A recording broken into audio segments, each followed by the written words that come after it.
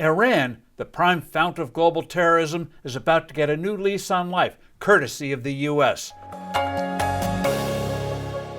Hello, I'm Steve Forbes, and this is What's Ahead, where you get the insights you need to better navigate this turbulent world. President Biden is eager for the U.S. to re-enter the seriously flawed 2015 Iran nuclear deal the Trump administration pulled out of in 2018. The White House is already making preemptive concessions to entice the Iranian regime to begin negotiations. The new administration is truly making a bloody mistake. Iran is the world's foremost supporter of terrorism. An Iranian diplomat a few days ago was sentenced to 20 years for a foiled bomb plot in France.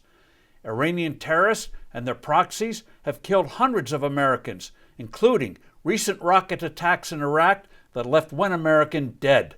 The ruling mullahs have long desired to develop nuclear weapons and the ballistic missiles to deliver them.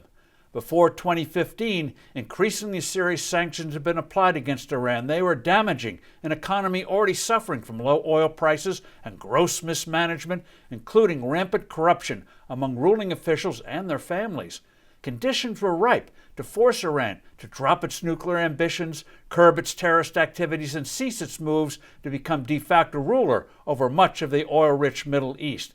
Instead, the U.S. and other parties to the deal put Iran on a long-term glide path to achieve its nuclear goals. Proponents of the scheme said Iran's efforts to build the bomb would be slowed, that over the life of the deal, Iran might well become a better-behaving state.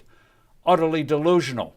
Among the agreement's major flaws were not allowing international inspectors unannounced, unimpeded access to any facility, anytime, anywhere in Iran. Another was not halting Iran's development of ballistic missiles capable of delivering nuclear warheads. Nonetheless, nuclear-related sanctions on Iran were removed, and the murdering mullahs were given access to tens of billions of dollars in frozen assets, including $1.5 billion of cash delivered surreptitiously on pallets. The Trump administration reversed this foolish course. It pulled out of the misbegotten nuclear agreement. It imposed the most severe sanctions ever. Its diplomacy forged alliances and diplomatic relations between Israel and various Arab countries to counter Iran's imperialist aspirations.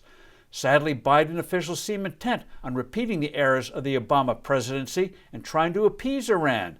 The administration has dropped efforts to renew UN-approved sanctions on Iran. It eased travel restrictions on Iranian diplomats stationed at the UN, and it is mulling approving a $5 billion IMF loan to the beleaguered Iranian government. For the sake of Middle East peace and countering terrorism, the White House should immediately reverse course. I'm Steve Forbes. Thanks for listening. Do send in your comments and suggestions. I look forward to being with you soon again.